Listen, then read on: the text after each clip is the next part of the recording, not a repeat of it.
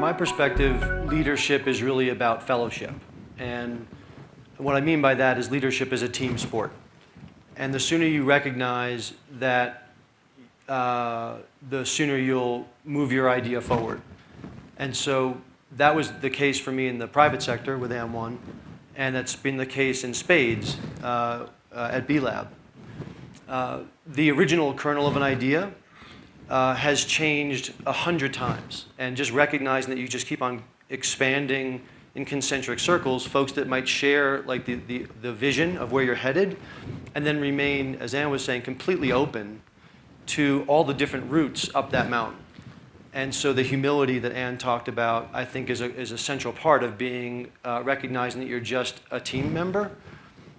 You're not a leader, that the leadership will come from wherever the good idea is. And that your job is to help be a channel through which that good idea gets to turn from an idea into action. And so for me, the greatest challenge of leadership is remembering that like a mantra every day, that it's about the fellowship, it's about the fellowship, it's about the fellowship. And then the first rule of being a good fellow is the same as being a good friend, which is listen more, talk less. One way to think about a B Corp is it's like LEED, but for business. So think of a certification, but looking at the whole enterprise, not just the building that it's in or the product that it produces.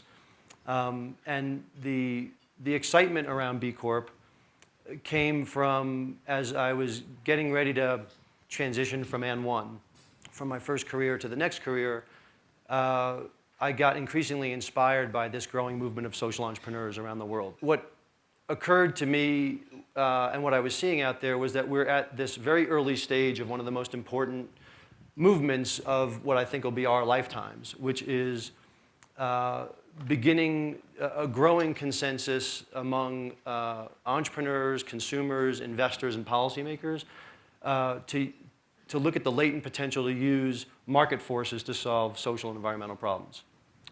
And that's the big trend, whether it's about conscious consumption or social investing, from microfinance to clean tech and everything in between. But what we were lacking was basic market infrastructure that exists in consumer and capital markets today for traditional markets, but for this emerging marketplace. Our institutions hadn't evolved to catch up with the energy of the entrepreneurs.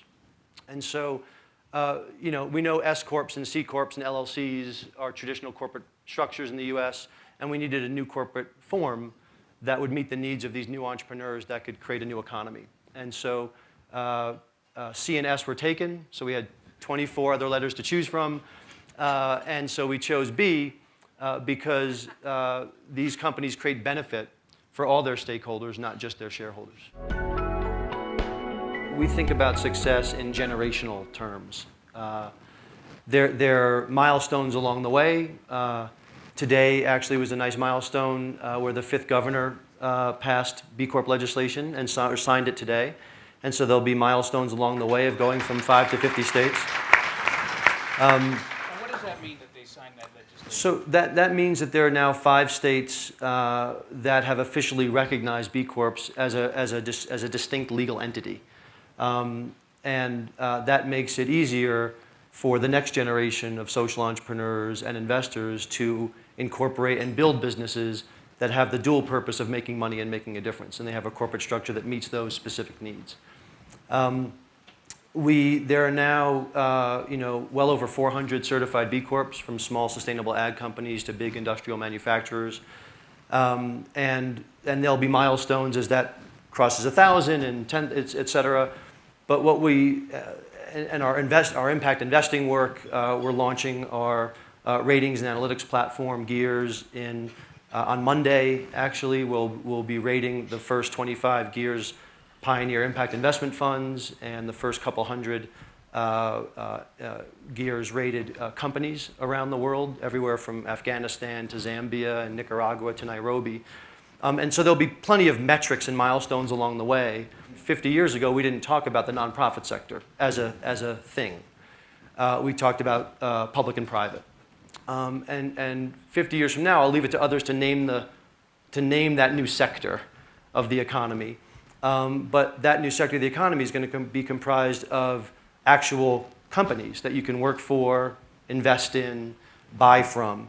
And those are going to be called B Corps because they create benefit for everybody, not just for the investors that provided the capital. And so when we think about success, what success looks like is better choices for our kids and our grandkids about the kinds of places they can bring their whole selves to work, better choices for making purchases from companies that reflect our values and create high-quality jobs and improve the quality of life in their local communities, and that provide us a way to use our capital for a higher purpose than just amassing private wealth. But we can use our capital to have tremendous social impact, and we'll be able to measure that impact.